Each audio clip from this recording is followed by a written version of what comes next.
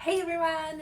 So this week we're doing a similar kind of arrangement to what we did with our quarantine flowers, but these are wildflowers from a hike. So I found an area that I like to hike and the trail was still open.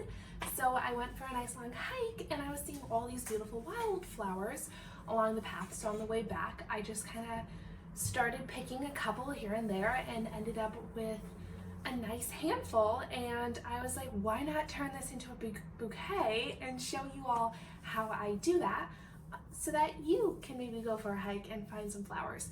So there's a few things I want to say before I start showing you the arrangement. The first off is when picking wildflowers, always be really respectful of what you're tromping through to pick the flowers, so make sure you're not stepping on any important vegetation or disturbing habitats for the animals.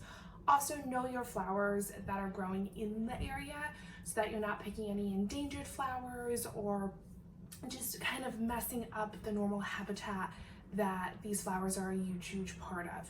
The second thing is just to make sure that you're not taking them all. Some of the flowers are so beautiful that you just want to take all of them, and it's important to just take a couple if you're going to take them and then bring them back, but also leave enough so that they can stay there and put their seeds out, or the plant can grow more again in the future years, because it would be sad if we took everything and they couldn't be there in the future.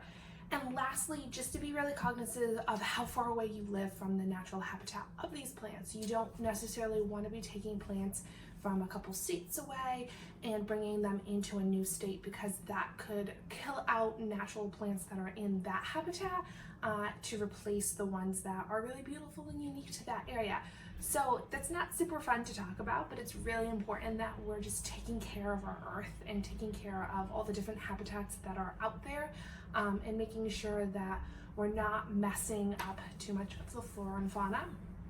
And lastly, just when you're taking flowers from the plant, just make sure you're being really respectful of the plant. Don't rip up its roots or its bulbs or damage or break the stems of the other flowers that you're leaving. You know, just easy, take them and don't hurt them. So with all of that important information out of the way, let's show you how I'm going to make it. I'm not going to really talk to you through this one. I'm just going to give you an overhead view.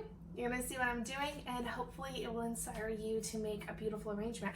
And you can still find things in your backyard or the park by your house. You don't necessarily have to go on a big hike to be able to get this. So let's see what I end up creating. So this is what I'm working with. I'm going to make a taller arrangement today instead of a coffee table one. And this is just kind of I love these wild poppies. They are my favorite.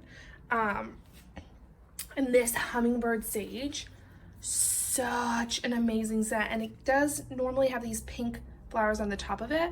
I was just at the end, it's the end of its flowering cycle, but it smells so good, and I actually learned a lot about it from an amazing hiker that was on the trail. And then these are a last few other, I'm pretty sure this is wild fennel, and I really love that fennel smell, and I loved how it had that ferny kind of texture. The cool thing is when you get them all from like a similar trail, they kind of can go together color wise and texture wise because they naturally showed up in the world that way. So let's see what I get making.